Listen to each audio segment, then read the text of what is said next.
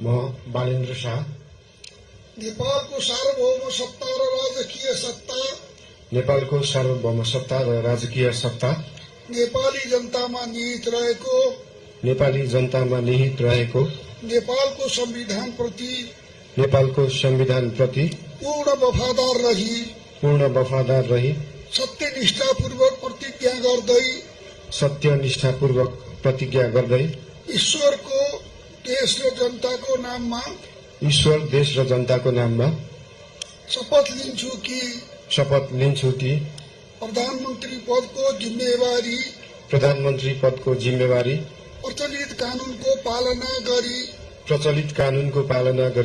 मुलुक र जनताको भलो चिताई कसैको डर नमानी पक्षपात नगरी पूर्वाग्रह वा खराब भावना नलिई ईमानदारीका साथ गर्नेछु र आफ्नो कर्तव्य पालनको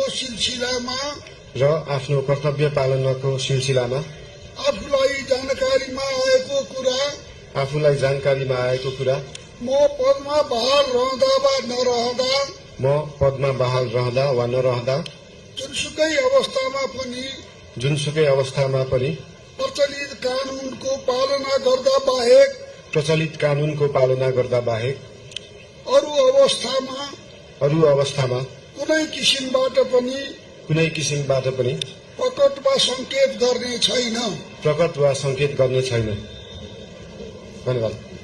यसपछि नवनियुक्त सम्माननीय प्रधानमन्त्रीज्यूलाई आफ्नो आसनमा रही शपथ पत्रमा हस्ताक्षर गरिदिनु हुन अनुरोध गर्दछु।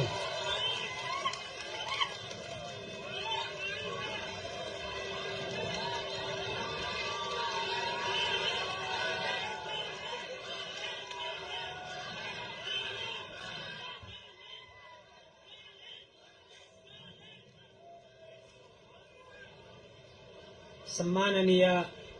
प्रधानमन्त्री श्री बालेन्द्र शाहज्यूबाट प्रधानमन्त्री पद तथा गोपनीयताको शपथ लिने काम सम्पन्न भएको छ।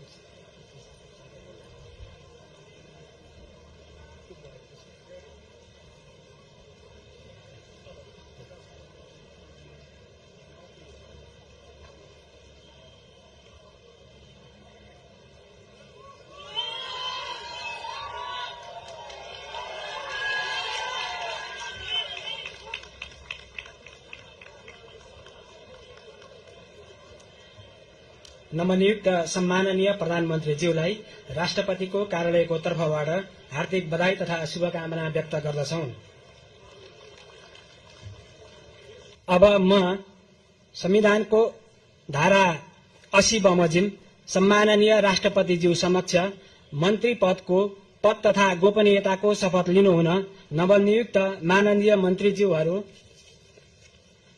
माननीय मन्त्री स्वर्णिम वाग्ले, माननीय मन्त्री सुदन गुरुङ, माननीय मन्त्री शिशिर खनाल, माननीय मन्त्री सुनिल लम्साल, माननीय मन्त्री विराजभक्त श्रेष्ठ, माननीय मन्त्री खड्गराज पौडेल, माननीय मन्त्री सस्मित पोखरेल, माननीय मन्त्री निशा मेहता, माननीय मन्त्री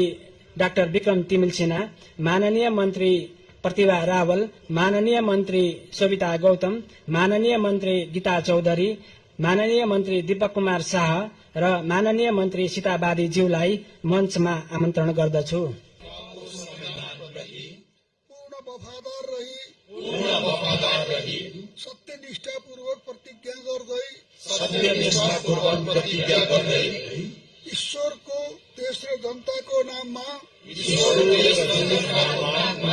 शपथ लिन्छु कि मन्त्री पदको जिम्मेवारी